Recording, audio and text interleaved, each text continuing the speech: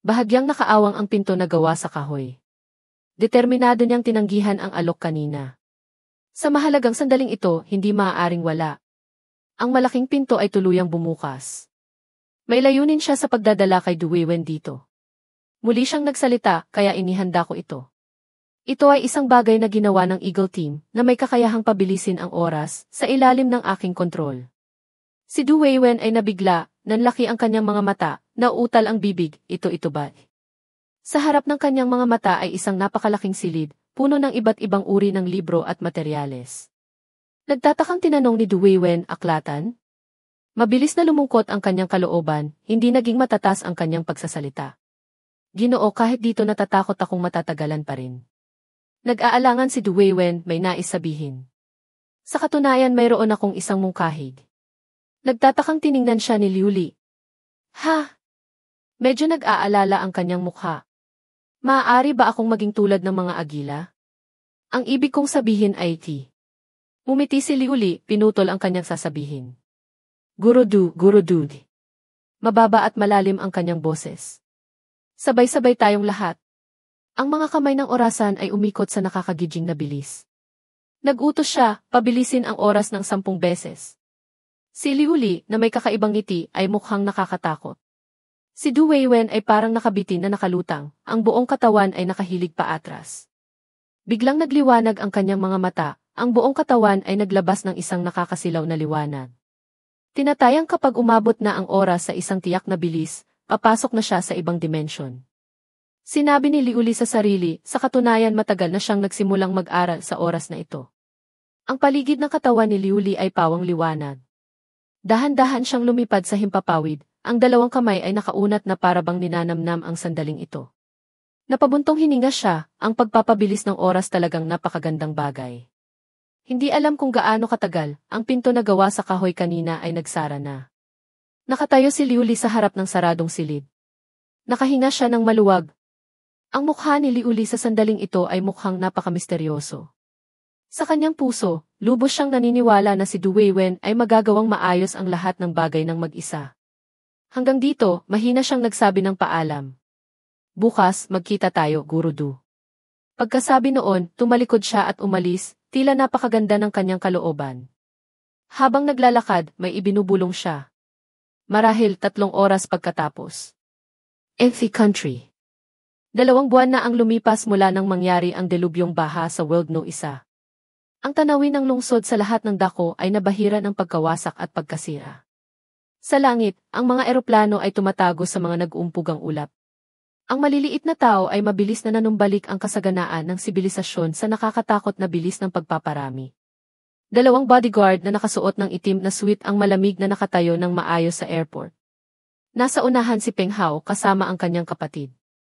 Napakunot noo si Liu Li habang nakatingin sa langit. Malakas na hangin ang humihip, ang kanyang damit at buhok ay magulong lumilipad sa hangin. Sa hangin, lumitaw ang detalyadong impormasyon tungkol kay Liu Li, pangalan, Liu Li, edad, 29, natitirang haba ng buhay, 128 milyong taon. Ang kanyang matalas na tingin ay sumasalamin sa eleganteng salamin. Malamig na suminghal si Liu Li, naisip sa sarili, ngayon sa wakas ay may sapat ng kwalifikasyon si Liu Li. Sa sandaling ito, magalang siyang tinawag ni Peng Hao. Ginoo, lahat ay handa na. Umaasang nag-isip si Liu Li, buksan ang isang ganap na bagong universo. Maikli siyang nagsabi sa kanila, tara. Sa Miniature Experimental Station, sanggay ng E-Country. Iyon ay isang malaking gusali na may napakatibay na seguridad. Sa loob ng gusali ay hindi mabilang na mga makina at kagamitan. Ang tunog ng mga makina kasama ang boses ng mga tao ay walang tigil na umalingaw-ngaw. Sinusuri ang kalidad ng Miniature Universe No. 2, stable. Interference pressure, stable. Self-check, tapos na. Self-operation, nagsisimula na. Sa sandaling ito, personal na nasaksihan ni Liu Li ang resulta. Pinagmamasdan ang ekspresyon ng kanyang boss, mayabang na lumingon si Tesla sa kanya. Kumusta, Ginoo? Pwede ba? Nagulat si Liu Li, masusing nakatingin sa silid sa harapan, nagtanong, talaga bang nagawa na? Isang napakagandang tanawin ang lumitaw sa likod ng salamin na pinto. Isang kumikinang na galaksi. Napahanga si Liu Li. Napakaringal. Talagang nabigla siya sa tanawing ito. hindi niya maiwasang purihin ang kanyang mga alagad. Talagang karapat-dapat kang tawaging Tesla. Talagang sa loob ng ilang buwan nagawa mo hanggang sa ganitong antas. Mahinang umalinggaw ang boses ni Tesla. Mayroon tayong World No. 1 bilang batayang datos. Ang Universe No. 2 ay simpleng maingat na kalkulasyon lamang ng mga materyal na magkakapatong. Nag-cross siya ng braso, ang mga mata ay nakatuon sa harapan, muling nagsalita, bagamat ang lawak ay wala pang daan-daang metro kwadrado, ngunit ang radiation ng planeta ay umiiral pa rin. Ang maya, bagamat maliit, ay may kumpletong kagamitan. At lumingon si Tesla, nag-alok ng mungkahi. Ngayon, kagalang-galang na Ginoo pakiusap, bigyan ninyo ito ng oras at buhay. Lumitaw ang orasan sa kamay ni Liuli. Tila napakasabik niya. Matagal na akong hindi makapaghintay. Medyo nag-aalalang nagpaalala si Tesla, pakiusap, Ginoo, mag-ingat kayo sa pagkakataong ito. Ang mundo ay mas maliit kaysa dati. Ang buwan ay kasing laki lamang ng mansanas. Tila hindi pinansin ni Liuli, ang kanyang mga mata ay malabong nakatingin sa bagay sa harapan. Muling umalinggaw ang boses ni Tesla.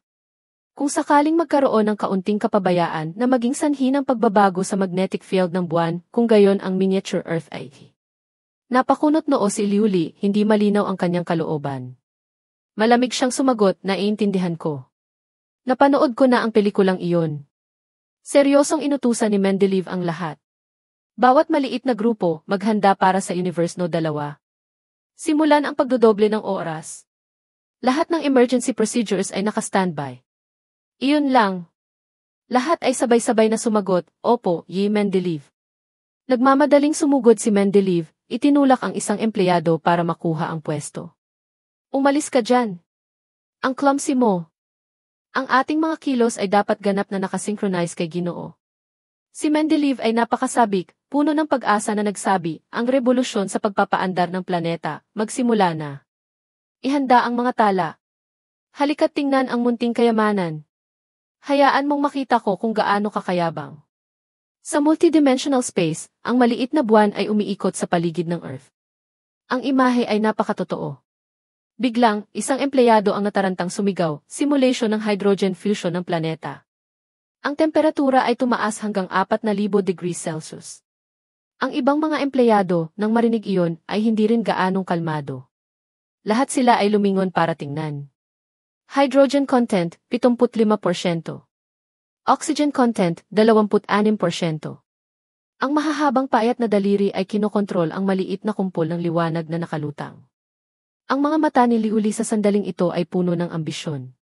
Pabilisin ang oras. 100 milyong beses.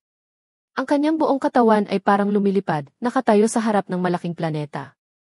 Swoosh! Determinado niyang iwinasiwas ang kanyang kamay. Sa sandaling ito, nagsimulang lumitaw ang maliliit na kidlat. Isang malaking bilog ng liwanag ang lumitaw. Ang kumikinang na liwanag ay nakakasilaw. Bahagyang umiti si Liuli, ang kanyang mga mata ay puno ng ambisyon. Ito ay magiging isang universo na maaaring magbigay buhay ang pinakamaliit na planeta. Sa sandaling ito, sa silid teknikal, sa likod ng salamin na pinto, lahat ng empleyado ay nagtipon. Lahat sila ay nakatuon sa pagmamasid sa proseso ng eksperimento. May isang taong nagulat na napahanga. Inay! Ito ang unang beses kong makakita nito. Ang katabi niya ay pareho rin ang emosyon. Ako rin. Galit na inutusan ni Mendeleev ang empleyadong nagmamasid. Anong kalokohan iyan? Ipakita mo sa akin ang timeline. Kung makaligtaan mo ang pagbibigay ng mga kristal ng elementong kemikal, papatayin kita, matanda. Takot na sumagot ang empleyadong nagmamasid, oo po, Ye Mendeleev.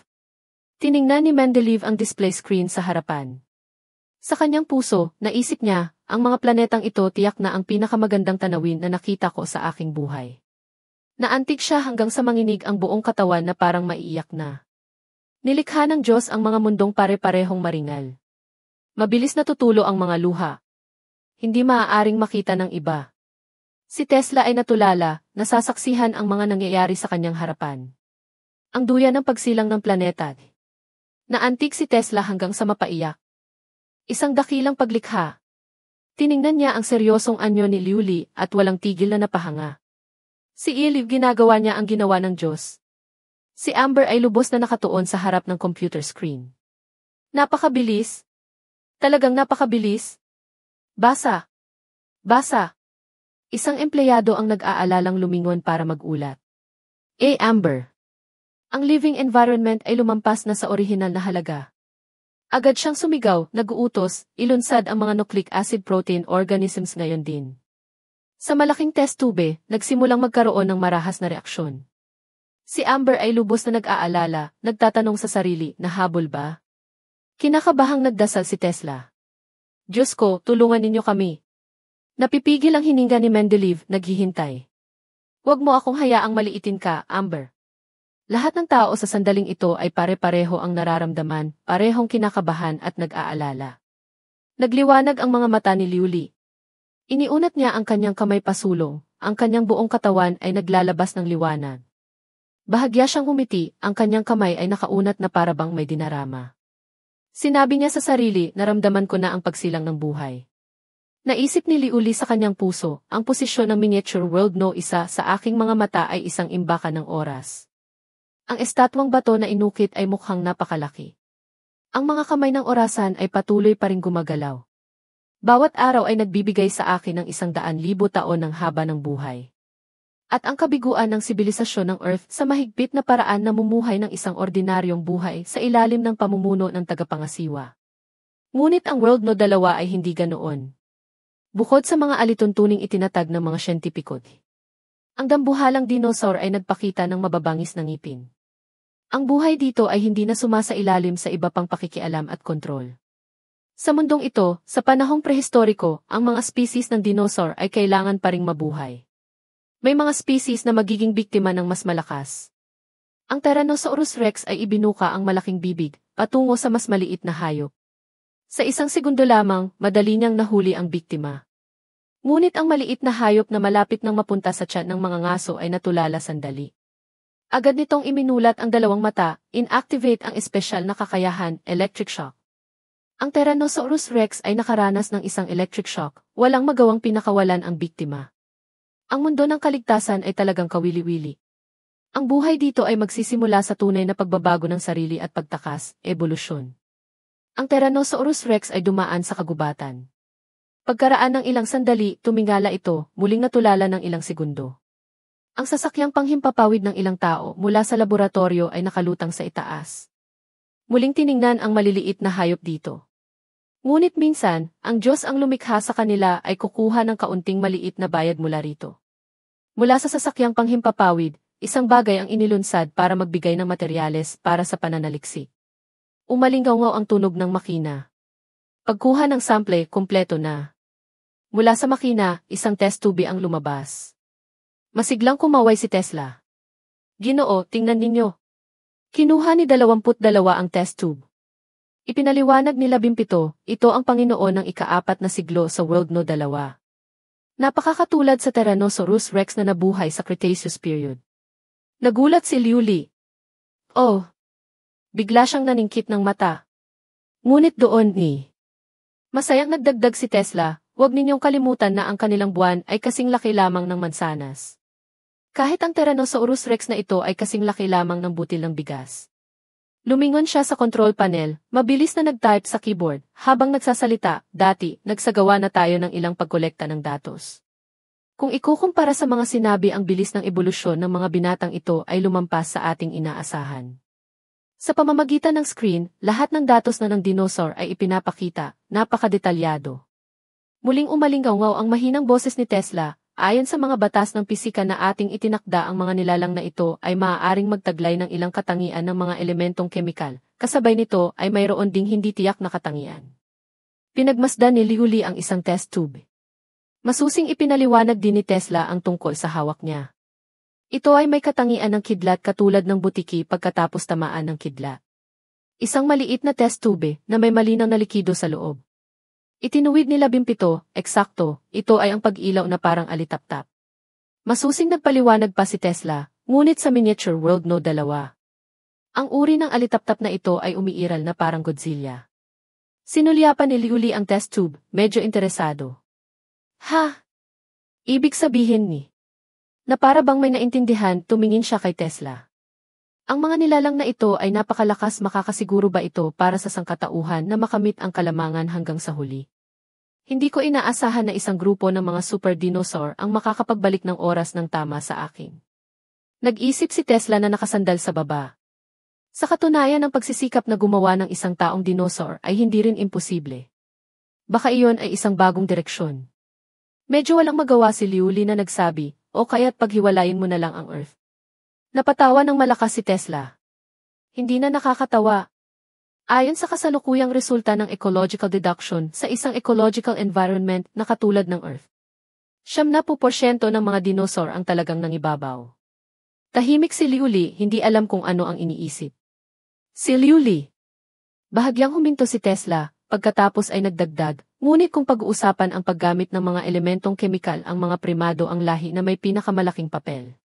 Pinaglaruan ni Liuli ang test tube sa kanyang kamay. Nakakatawa naman ito. Malinaw na nag-evolve na bilang mga super nilalang ngunit hindi pa rin magawang maging pangunahing tauhan. Bahagyang sumulyap si Tesla. Dahil ang paglitaw ng sangkatauhan ay talagang hindi nagkataon lamang. Hawak pa rin ni Liuli ang test tube. Ngunit interesado pa rin ako sa huling resulta ng ebolusyon. Iniunat ni Tesla ang kanyang kamay sa kanya. Ginoo, pakiusap, ibigay ninyo muna iyan sa akin. Kailangan ko munang magsagawa ng ilang pagsusuri sa genetika. Hindi niya nakalimutang paalalahanan si Liuli, mag-ingat kayo, ang hawak ninyo ay maaaring isang dinosaur. Pagkasabi pa lang ni Tesla, nahulog na ang test tube mula sa kamay ni Liuli. Ganoon na lang ito nahulog sa sahig. Tak! Agad na tumunog ang anunsyo ng kagamitan. Babala! Sample no 12, patay na. Babala! Sample no 12, patay na. Napasigaw si Liuli sa mukha sa kawalan ng pag-asa. Ah! Ang mahalaga kong produkto sa pagsubok, ah. Medyo nagulat si Liuli, naisip sa sarili, malinaw na naramdaman kong nahawakan ko na ito, hindi ba? Pilit siyang umiti para aliwin si Tesla. Tesla, kailangan lang nating manghuli ng isa pa, tama ba? Tulala si Tesla na nagsabi, hindi, Ginoo.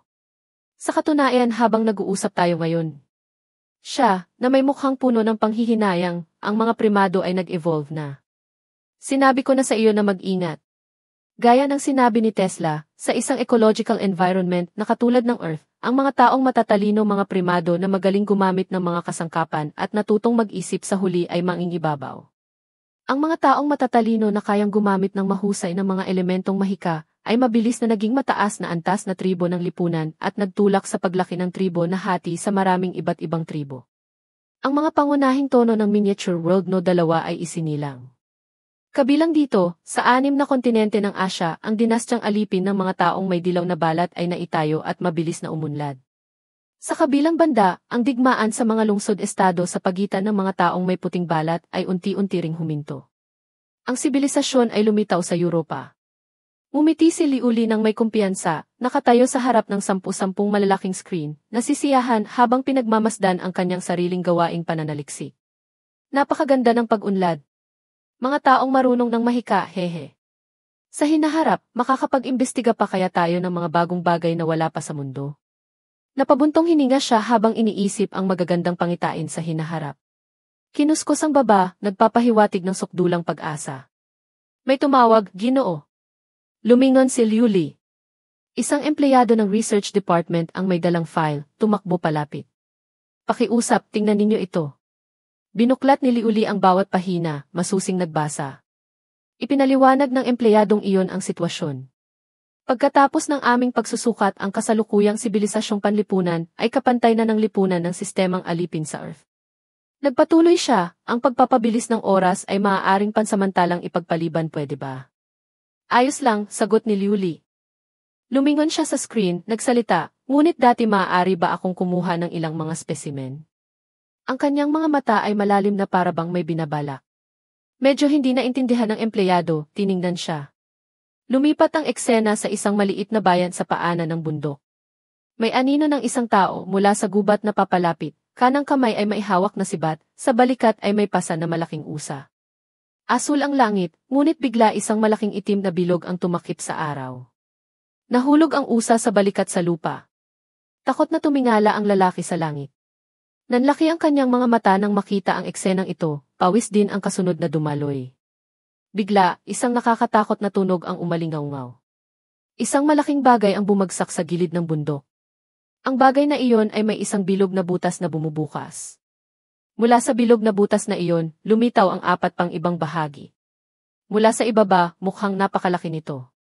Iyon pala ay isang dambuhalang kuko na kumukuha ng isang buong bahagi ng bundok, kasama ang mga puno at lupa dito, dinadala palayo. Sa loob ng control cabin, tuwang-tuwa si Liuli na pinagmamasdan ang kanyang makina na gumagana, habang ang empleyado sa tabi niya ay labis na naguguluhan. Nagtataka siyang nagtanong, "Ginoo, ano po ang gusto ninyong i-preserve ang ilang mga specimen kasabay nito, gusto ko ring mag-obserba sandali," mahinang umiti si Liuli bilang sagot. Sakto sa sandaling iyon, umalinggaw ang anunsyo sa speaker. Pagkolekta ng sample, matagumpay. Simulan ang ecological system. Kapag ang isang planeta sa wakas ay sumunod sa direksyon kung saan ang mahika at ang ng teknolohiya ay sabay na umiiral, ano ang mangyayari kung ang mga taong may parehong pinagmulan ay paghihiwalain. May bahid ng interes sa kanyang mukha.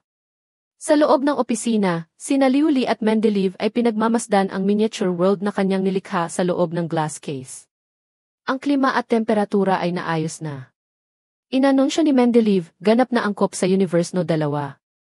Kasabay nito itatala namin ang datos at mga error sa kagamitan anumang oras na nais ninyo. Heto, sabi ni Liuli. Mahirap na trabaho. Biglang naging malalim ang kanyang boses, ang kanyang mga mata ay kumislap ng panganib nang ilapit ang mukha para tingnan ang loob. Dahan-dahan niyang iniunat ang kanyang kamay, isang puting liwanag ang lumitaw. Pabilisin ang oras ng 1-0-0-0 beses. Kalmado si Liuli, isang kamay ay nakapamulsa. Isang kamay ay gumagamit ng makapangyarihang pamamaraan. Pagkasabi pa lang ng utos, ang kasalukuyang daloy ng oras ay agad na bumilis. Pangalawa, si Mendeleev nang masaksihan ang eksenang iyon, medyo nagulat, natakot. Napakagulat na eksena, ganyan siya kapayapa. Naisip ni Mendeleev, ang ituring ang isang bahagi ng mundo na parang isang isdang alaga, marahil tanging ang taong ito lamang ang makakagawa. Ang kanyang mga mata ay nagpakita ng pag-iingat. Ayon sa kasabihan, isang araw sa langit, isang taon sa lupa. Ngunit para sa miniature world, isang araw sa tunay na mundo ay katumbas ng 27 taon nila. Nakahiga siya, nagbabasa ng libro sa sofa, mukhang napaka-relax at tamad. Habang si Liuli ay dumadaan sa bihirang bakasyon na ito sa loob ng kahon ng miniature world, biglang bumahing si Liuli ng isang beses. Kasabay nito, sa kahon ng mundong kanyang nilikha ay lumipas na ang 10 dekada. Iniunat niya ang kamay para kunin ang tasa ng mainit na kape. Antas ng Kardashev, iyon ay isang paraan na ginagamit para sukatin ang antas ng pag-unlad teknikal ng isang sibilisasyon. Dahan-dahang humigop si Liuli. Huminga siya ng malalim. Kaya isang sibilisasyon na kayang gumamit ng bilang ng mga planeta para makipag-ugnayan sa labas na planeta bilang pundasyon. Masasabi rin na isang planeta na kayang gumamit ng maraming enerhiya para makipag-ugnayan sa labas na mundo, saka lamang maituturing na antas ng Kardashev. Muling payapang sumandal si Liuli, nagre-relax.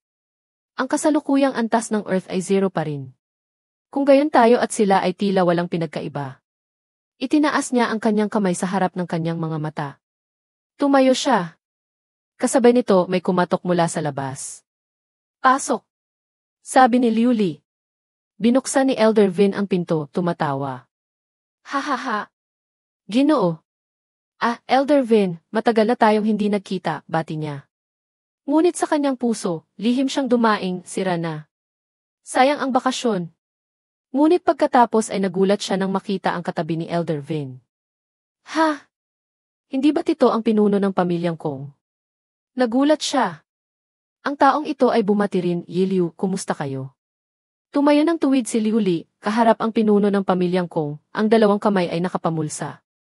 Mayabang siyang nagsalita, noong nakaraang party dinagdagan kita ng 1 taon ng haba ng buhay. Hindi ko alam kung ang iyong mga tuhod ngayon ay bumuti na? Ahaha. Maraming salamat, Ginoo. Nakangiting sumagot ang pinuno ng pamilyang Kong. Ang matandang ito ay pumunta rito sa pagkakataong ito pangunahin para magpasalamat sa inyo. Biglang naging seryoso ang kanyang boses. Kasabay nito tingnan kung mayroong anumang angkop na gawain. Ang matandang ito ay handang ialay ang lahat para sa club. Natural na masayang sumagot si Liuli, kamakailan talagang kailangang magsagawa ng ilang malalaking aktibidad ang club. Tamang-tama ang pagdating ninyo, matandang Kong. Bahagyang umiti ang pinuno ng pamilyang Kong. Tiningnan ni Elder Vin ang kanyang kaibigan, naramdaman na may kakaiba. Naisip sa sarili, "Hoy, matandang Kong, ano ba ang ginagawa mo?" Nang marinig ng pinuno ng pamilyang Kong ang sagot ni Liu Li, napakasaya niya, tumawa ng malakas. Ito ay karangalan ng matandang ito. Matalas na napansin ang kanyang ekspresyon, dahan-dahang itinaas ni Liu Li ang kanyang salamin, nagtanong, pinuno ng pamilyang Kong. Mayroon ba kayong mabigat na dinaramdam? Haha. Wala. Itinanggi niya. Kaya lang ni. Nainip na si Elder Vin, sumingit. Si matandang Kong.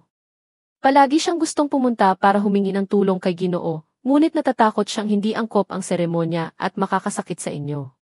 Masyado kayong formal, matandang Kong, nakangiting sumagot si Liu Li. Bumalik sa pinag-uusapan kanina, habang nagsasalita si Elder Vin, ibinaling niya ang kanyang atensyon sa ibang bagay sa silid. Itinuro niya ang glass case na naglalaman ng miniature world ni Liu Li. Pagkatapos ay nagtanong na may sabik na mukha, iyan ba ay Lego? Iyon ba ang tinatawag na Lego, tama? Ginoo, mahilig din ba kayo sa mga laruan? Sina Elder Vin at pinuno ng pamilyang Kong ay lumapit pagkatapos para magmasid, parang dalawang bata na nakakita ng laruan. Nagyabang pa si Elder Vin, noong nakaraang araw, nakabuo rin ako ng isa mahigit 500 piraso. Gusto kong gamitin para mag-alaga ng pagong. Nagpatuloy ang pinuno ng pamilyang Kong, talagang kakaiba ito. Sa isang tingin lang, malalaman na marami kayong ginugol na pagsisikap para laruin ito. Nagtanong pa si Elder Vin, ang kanyang mga mata ay kumikinang pa rin sa pananabik. Hindi ko alam kung ano ang aalagaan ninyo rito. Mayroon akong isang tokay gecko, mataas na uri. Payapang nagsalita si Liu Li, ang maliliit na hayop ay hindi pa handang alagaan. Ang pangungusap na ito ay nagpapahiwatig din. Na ang Lego ay hindi para laruin ni Elder Vin ng ganoon. Walang itinago si Liu Li, ibinahagi ang kanyang iniisip. Tutal 10,000 tao na ang inaalagaan doon. Ang dalawang matandang Ginoo, pagkarinig pa lang, ay natigilan. Nang makaalis na silang dalawa sa kanyang mansyon, nagsalita si Elder Vin, matandang Kong. Hindi ba't sinabi ko sa iyo, sa harap ni Liu, huwag kang magsasalita ng kung ano-ano, tama ba? Haha. Kinabahan ako. Nakangiting sumagot ang pinuno ng pamilyang Kong sa paninisi. Maniniwala ako sa isang demonyong tulad mo. Walang silbi kang matandang hukluban. Galit na nagmura si Elder Vin. Si Liu, bagamat malayo sa atin, ngunit hindi rin siya tumatanggap ng mga walang kwentang tao. Kung magbibigay ka ng kabiguan sa kanyang mga mata kung gayon, magiging problema iyan. Nakangiting sinabi ng pinuno ng pamilyang Kong, haha.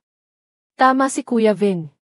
Malalim na nag-isip ang pinuno ng pamilyang Kong. Sa kanyang isip, biglang naalala ang isang itim at puting litrato. Ang tao doon ay walang iba kundi si Liu Li. Pag-iisip pa lang sa lumang litrato niya na iniwan ng aking kapatid, hindi ko matiis na hindi pumunta sa harap ni Liu Li. Biglang naging seryoso siya. Tanungin kung naaalala pa niya ang babae noon. Habang nagsasalita, sa larawan ng isang dalaga na nahihiyang nakangiti.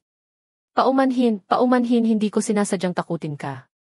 Sinusubukan ko lang ang regalo ng aking mga magulang. Sinabi niya sa sarili, 100 taon ka na niyang hinihintay. Liu Li, tinawag niya sa isip ang kanyang pangalan. Ang tingin niya sa mansyon ay puno ng komplikadong emosyon. Ang mundo sa loob ng glass case ay patuloy na umuunlad. Muling nag-evolve ang sibilisasyon. Ito ay isang makulay na mundong pantasya. Ang unang taong nakaunawa sa mundo ng mga elementong kemikal ay naging isang Diyos sa gitna ng mga ordinaryong tao. Ayon sa alamat, ang agos ng paglilinang at paghahanap ng Dao ay naipasa sa halos lahat ng buhay ng tao. Sa Patyo, 2 tao ang masigasig na nagsasanay ng martial arts. Tanggapin mo ito. Ay! Isang tao ang tinamaan ng palad, tumalsik palayo, kumalagkad sa lupa. Ang isa naman ay tumawa, haha. Kuya, medyo nagpapabaya ka na nitong mga nakaraang araw. Siguradong lihim ka na namang uminom ng alak kay Guro, tama ba? Medyo naiinis na sumagot ang kuya. Ang daldal mo. Agad siyang nag-chant ng spell. Innate withered cold soul kill. Isang formation na may mga asul na sinag ng liwanag na nakaayos sa 2 malalaking bilog ang agad na lumitaw. Ang kapatid naman ay natakot na paatras. Kuya! Seryoso ka ba? Ang mga kumikinang na espada ay mabilis na kinontrol, sumugod sa kanya. Ang paggamit ng galaw na ito ay sobra na. Ah! Ang kuya, ipinatong ang espada sa balikat, malamig na nagsabi, ang paraan para kontrahin ang galaw na ito ay itinuro na ni Guro. Medyo nagpapabaya ka na nitong mga nakaraang araw, kapatid. Ang nakababatang kapatid, pagkatapos matanggap ang galaw, ay namutla sa takot, napaupo sa lupa, nagmamakaawa, kuya-kuya, talo na ako. Mali ako. Ang paligid ay umuusok pa rin. May boses ng isang tao mula sa kung saan ang tumakbo palapit, sumisigaw, wow. Ang galing! Ang galing! Isang batang lalaki na may hawak na walis, na may sabik na mukha, ang nagsabi, Kuya, ang galaw na iyon kanina pwede mo bang ituro sa akin? Narinig ng kuya ang boses, lumingon, tiningnan si Shaisheng. Tapos ka na bang magwalis? Hindi naman, kuya. Napakatalino ko kaya. Matututunan ko agad. Patuloy na nagmakaawa ang bata. Talagang tiwala ako sa sarili ko. Ngunit ang pag-aaral nito ay nangangailangan ng espiritual na pundasyon. Ang espiritual na pundasyon ay iukit bilang isang engkantada. Ang walang silbi ay itatali sa walis. At ikaw, magwalis ka na ng patyo. Pagkasabi noon, umalis na siya. Ang bata, sa sandaling ito, ay nakatayo sa ilalim ng hagdan, saka sumigaw ng malakas, minamaliit ninyo ako. Lahat kayo, minamaliit ninyo ako. Darating ang araw gusto ko ring sirain ang mga limitasyon, lumipad bilang isang Diyos. Nang marinig iyon ng kuya, lalo pa siyang nanghamak. Talagang walang kabuluhan ang sinasabi. Ang bata, puno ng galit, ang kanyang mukha ay bakas ang matinding hinanakit. Gusto ko talagang subukan. Hintayin ninyong mamaster ko ang galaw na handang pumunit sa kawalan, tingnan natin kung anong klaseng paraiso ang naghihintay sa akin. Bumalik sa realidad. Sa mansyon ni Liuli, 2 tao ang naglalakad sa pasilyo. Binuksan ng babaeng sekretarya ang pinto, inimbitahan ang kasamang bisita na pumasok sa silid. Nasa loob si Ginoo. Pasok po kayo. Tumango ang pinuno ng pamilyang Kong, bahagyang umiti. Ahaha! Naabala ko kayo, Sekretarya Shen. Kalmado siyang humakbang, ang kanyang mga mata ay biglang naging matalas. Si Liu, sa sandaling ito, ay nag-iisa sa silid. Napansin na may dumating, lumingon siya, tiningnan ang pinuno ng pamilyang Kong. Bakit napasyal ka ngayon, tanong niya. Liu, paumanhin po sa abala. Ngunit sa aking puso, palaging may isang bagay. Nahihirapang magsalita ang pinuno ng pamilyang Kong. Seryosong naghintay si Liuli na magpatuloy ang matanda. Idinukot ng pinuno ng pamilyang Kong ang kamay sa bulsa. May hawak siyang isang litrato, pagkatapos ay iniabot kay Liuli. Ginoo, pakiusap, tingnan ninyo ito. Tahimik niyang kinuha ang litrato at pinagmasdan. Nang makita na ang tao doon ay kamukhang-kamukha niya, naisip ni Liuli, ang litratong ito ba ang unang ebidensya na nag-time travel ako? Naging madilim ang kanyang mga mata at nagsimulang mag-isip ng seryoso. Sandali ang litratong ito ay nasa kamay niya, masasabi rin na ang babaeng iyon. Tumingin siya kay matandang Kong. Miyembro rin ba siya ng pamilyang Kong? Kaya, ano ang gusto mong sabihin? Direkta siyang nagtanong. Ginoo, ang aking pinsan ay naghintay para makita muli ang tao sa litrato. Dahil dito, hindi siya nag-asawa. Namatay siya nang walang pagsisisi sa kanyang desisyon. Kagalang-galang na Ginoo, nais kong magtanong para sa aking kapatid. Nagtanong siya sa tonong nagsisiyasat, ngunit may kaunting pag-asa. Naaalala ba ninyo ang isang babaeng tulad niya? Maaari lamang siyang matulala, nanlaki ang mga mata. Kung Manhe, sikat na babaeng photographer noong panahon ng Republika ng China, makata, nobelista. Sa mga unang taon ng dekada 20. Ang mga taong may pananaw sa bansa ay unti-unting napagtanto na para mapalakas ang bansa, kailangang magtayo ng mga paaralan para sa mga babae. Dahil dito, ang edukasyon para sa kababaihan ay isinilang sa unang bahagi ng panahon ng Republika ng China. Sa sandaling ito, si Liuli ay nakaupo sa kanyang opisina, tinitingnan ang impormasyon sa laptop. Nagtatanong sa sarili kung Manhe, tama ba?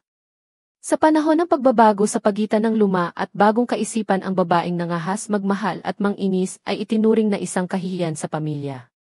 Tinanggihan dahil itinuring na isang kasangkapan sa pag-aasawa, muntik na siyang palayasin sa pamilya. Pagkatapos, itinatag niya ang Chinese Girls' School sa tulong mo. Inialay nila ang kanilang buong karera sa edukasyon ng mga babae. Nagpatuloy siya sa pag-scroll pababa para magbasa pa. Sa huli, namatay sa isang maliit na apartment sa Ehe Country sa edad na 80. Ganito, tama ba? Nag-inat si Liuli, bumuntong hininga. Buong buhay hindi nag-asawa ganoon. Sumandal siya sa upuan, ipinikit ang mga mata, iniisip ang kanyang kwento, at sa kanyang puso, lihim siyang napabuntong hininga. Ganoon na lang siyang nakaupo ng tahimik ng matagal. Pagkaraan ng ilang sandali, dahan-dahang kinuha ni Liuli ang papel sa mesa. Sa papel ay nakasulat, Agosto 25, 1926. Kung sa nakaraang buhay ay walang tadhana, sana ay maipagpatuloy sa susunod na buhay, walang pagsisisi. Binasa niya ang mga maayos na sulat sa papel, naisip sa sarili, mukhang may utang na loob akong hindi maliit. Nakakapanghinayang na namatay na ang taong ito. Kasabay nito, ibinaba niya ang papel. Makakahanap lang ng pagkakataon para makabawi ng kaunti sa pamilyang kong, sabi niya habang hinihimas ang baba. Sa labas ng hagdanan, dalawang babaeng sekretarya ni Liuli ang magkasamang naglalakad. Nagtanong si Shen Yuchu, Ate Du noong nakaraan, ang librong ipinakilala mo sa akin ay napakaganda basahin. Mayroon pa ba? Siyempre, sagot ng isa pa. Sakto, humiram ako sa aklatan ni Ginoo. Tutulungan kitang maghanap. CJ. Masayang tumango si Shen Yuchu. Bigla siyang natigilan sa harap ng silid ni Liuli.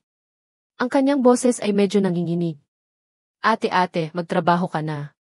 Paglabas mo, saka tayo mag-uusap. Nitong mga nakaraang araw, mukhang malungkot si Ginoo. Hindi ako papasok dyan. CJ. Ngunit ngayon, medyo marami ang mga dokumento. Sigurado ka bang gusto mong maghintay? Tanong ni Ate Du. Ayos lang. Huwag mong sabihing nakita mo ako, umiiwas na umalis si Shen Yuchu sa silid. Ang usapan nilang dalawa kanina ay narinig niyang lahat. Shen Yuchu, pumasok ka rito. Malakas siyang tumawag. Nagulat si Sekretarya Shen. Ay! Nang pumasok siya sa silid, nagpakita siya ng seryosong anyo.